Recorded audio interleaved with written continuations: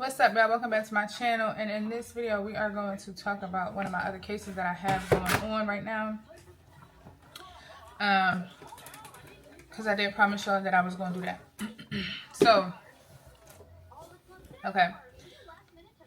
with this case, or just in case you don't know, if you are new to this channel, I am a pro se litigant that is going after debt collectors for violating my consumer rights. I started doing all of this because I was trying to fix my credit, and then in the midst of all of that, I got here. Somehow God didn't put this in front of me, and now I got here. So that's where we at. So I'm gonna give you the update on one of my other cases, because I got a couple of them that I'm working on right now, and this one just got some traction as of yesterday. No, as of like 2 days ago, I think. So I had a debt collector sue me for, I want to say I think it's $2,500. I think that's the debt. The original creditor was Credit One. Ran into a rough patch, y'all. Even though that doesn't matter, like as far as what happens or what happened in your life, like we all run into rough patches. It is what it is. But what I just started realizing is that debt for real, I'm not gonna say it's not real, but it's a lot of, no, let me put it like this. Debt really is, there's ways to work around it. And if I'm being honest, once it's written off, it's already written off as bad debt. In my opinion, that's where it should stop, because that's where they should give you a 1099-C, which is a cancellation of debt, where you would then have to pay taxes on that debt, and they have written it off as a bad debt on their taxes. However, I've never seen that happen. I'll just say that for me. I've never in my life seen me get a 1099-C. I remember even when I first learned this info, I had asked for a 1099-C. And they did not give me it. They did not give it to me, y'all. They was like, oh, we don't have to give it to you. One company told me they didn't have to give it to me at all. I'm looking like, how? And then the other company has said they don't have to give that out until like the end of the year or something like that. And I think it was like mid-year. So long story short, I've never gotten a 1099-C. In my opinion, I think this is where the deception comes from, because at this point, this is where they can go ahead and write the debt off on their taxes, but then be able to sell the debt for pennies on the dollar to a debt collector. So not only did they already received value for it when the debt collector bought it, and now the debt collector is now trying to collect on their behalf. And the only reason why they really win, honestly, is because people just don't know their rights and know how to, kind of just get back at them. And I mean, rightfully so, because it's a task dealing with, lawyers and stuff like that, especially when you're not one. But the way I was built, a little different. It's like that. But nah, so I like to go after them, because I started learning that, they really don't have the power that they say that they do. And, I don't like being lied to. I don't like finding stuff out just to realize we've been getting played our whole life. So I just chose to sue back. So that's how I ended up with 2 cases against me, and then the rest of my cases that I have, I went against the companies. So, sorry for the kind of long intro or whatever, because I just be yapping, but I'll give you the intro. I'm going to talk about the Resurgent. So with Resurgent, they sued me September 2nd, of 2025, right? I was just like, I ain't gonna lie, y'all, I got overwhelmed because I had already got sued by LVNV Funded July of 2025. So I'm like, all right, God, like, I know we had a conversation about this, but like, you gonna hit me with 2? So, and back to back too, like, it was just crazy. And at that time, I was kind of new, like, my confidence wasn't all the way up there, because I have more confidence if I know exactly what I'm talking about, where I feel like, if they try to hit me with something, I can combat it. At that time, I felt like I couldn't really combat it because it was so new, I was learning it. Okay, so at that time, I'm sitting here, I'm just like, oh my goodness. I was nervous because, I just didn't feel as confident. So as time, goes by and you start dealing with stuff, you start feeling more confident, right? So when they sued, you have around, I want to say 30 to 35 days, at least in this state that I'm in, which is New Jersey, to file a answer. You have to file an answer. If you do not, if you are the defendant, which in this case I am, the case will go into default. At that point, that's when they can start trying to take your money to collect. I filed my answer. Now, in my answer, again, I assert counterclaims. Now, it's different ways you can kind of go about this. It's different strategies, obviously. If you wanted them just off your back, I tell people to elect arbitration. I'm going to give my last video, I was talking about how I helped somebody get their case dismissed using arbitration. But I wanted to kind of go a little bit deeper on this platform because I can do the long form content. I kind of do like the shorts or whatever, just telling you like real-time updates. But I want to kind of go deeper into that. So I'll make another video about that. But if you want them off your back, you can do that.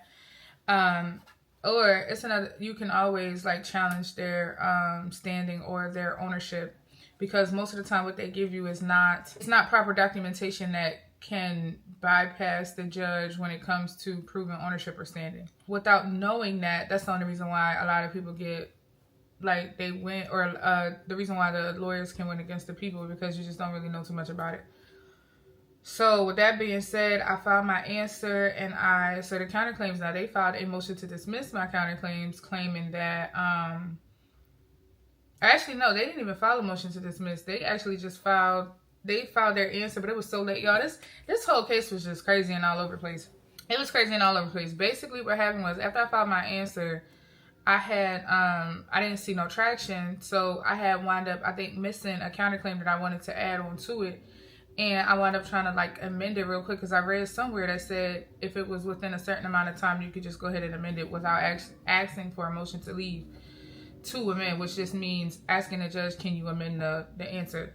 So I had wound up filing that again. Then nothing happened. Like for a month, nothing happened. But what it was I had filed a fee waiver. So when you file a fee waiver, it has to be approved or denied first before the case can go to trial. So I filed my fee waiver and it did not get approved or denied. So a month go by and I didn't even peep that it was a month, because I had my other cases that I had traction with. So I was just trying to like focus on that. Next thing I know, I'm like, hold on, it's been a while since I heard from this one. So I called the clerk. She like, oh, your fee waiver hasn't been ruled on. I'm like, well, ma'am, I did this a month ago. So she's like, oh, okay, let me see. Y'all, they was just giving me the short end of the stick the whole time. But anyway, she was like, let me see. So I'm like, okay, cool. She goes to look. She's like, I don't know what happened with the guy who's supposed to do the fee waivers, whatever. But we are going to pass this along, and then they'll let you know whether it was approved or not, and then you can move forward. So literally the next day, I think she had told me she was supposed to call me back, but she never called me back, and they wind up uploading that, basically saying it got denied. So I'm like, well, how did it get denied? Because I filed a fee waiver in the other county with the same paperwork and it got approved. So I don't know, like the rules is the same as far as how the fee waiver goes. So I don't understand how I got. Long story short, I forgot to attach my proof of indigency. So I'm like, so that was me. First it was y'all, now that's me. So I corrected that same day. So I give them the paperwork to prove that I should be approved. So then I had to wait more time for that. That wound up getting approved, and then we was able to move forward. Then after that, I had when Resurgent, let me just back up real quick. So when Resurgent originally filed their complaints, because like they have Pressler, Felt, and Warshaw LLP on this case, which they are considered debt collectors. I know that they're a law firm, but they're a debt collecting law firm. Like that's what it is. But they had them come after me, or file for me. So when they file their complaint, it's very generic, y'all. They list about 5 things. It's not really giving too much detail, and they really don't even be adding anything else. They might even attach like a credit card statement or something like that. And I'm just looking like, I don't understand how y'all can get away with this. Like filing a complaint and that not be reviewed prior to it being able to continue, especially when people don't even show up and it goes into default. I think that's, in my opinion, I think that's the system fails people with that, because it's just not fair for them to be able to get away with little to nothing off the rip, if that makes sense. So when they filed all of that, it was literally nothing. So they had sent me, I know what else happened. They sent me, in the midst of us waiting for the fee waiver, they sent me interrogatory questions. So I sent them interrogatory questions, and in my state, you have a limit of 10. So I sent them interrogatory questions request, and I sent them a production request. Y'all, they never answered it. Now, my state, you got to answer within 30 days. They never answered it, but I answered theirs, and I provided proof that I answered it. So I'm like, you know, I never even peeped because, again, I had a bunch of other cases that I'm working on. So it kind of slipped as far as me telling them that they were out of compliance. So when we finally did get back on the docket and got a actual trial date, y'all, they're going to sit here and say, they're going to submit a document that basically stated that it was a lot of mishaps with, like, on the clerk's behalf, and from that is the reason why certain things wasn't moving, or like they weren't doing certain things. They were just basically trying to cover their behinds. I can't really remember what it said off the rip, or off the top of my head. I'm looking like, y'all gonna blame the court. Like, they trying to make it seem like, oh, you know, we follow the rules. No, y'all don't. And come to find out later on, they have been sued by a lot of companies, y'all, because they do a lot of deceptive practices. So that's another thing. So yeah, I'm looking like, okay, cool. So I looked at that like, what? Mind you, they sent me something. So when they sent that, this is how they thought they were going to get me. So they sent me the request for interrogatories again. And so now it clicked in my head like, oh, the reason why y'all sent me the reason why y'all submitted that general correspondence is to make it seem like you were within compliance. But you know you're not within compliance, because this happened September 2nd of 2023. I received the interrogatory September 8th. 2025. I received the interrogatory September 8th of 2025. I sent them to you I sent them to him same day, something like that. It was either same day or the next day, because I don't be playing like that. I'm getting it up and out of here. So I sent them this stuff on time, and I sent it regular mail, and I sent it via email to the email address that they use to receive e-filings from the court. So now you can't say you didn't get it, because you used this email to get filings from the court. So please. And I had a tracking on it. So I sent that but I let them, I let that little general correspondence rock. But when I realized that they sent me the interrogatories again, I said, oh, something clicked, like, oh, y'all trying to make it seem like I'm without a compliance. Now, whatever y'all did with my answers, I don't know. But at the end of the day, that don't got nothing to do with me. I did my part, and I can prove that I did my part. What y'all doing, I don't know.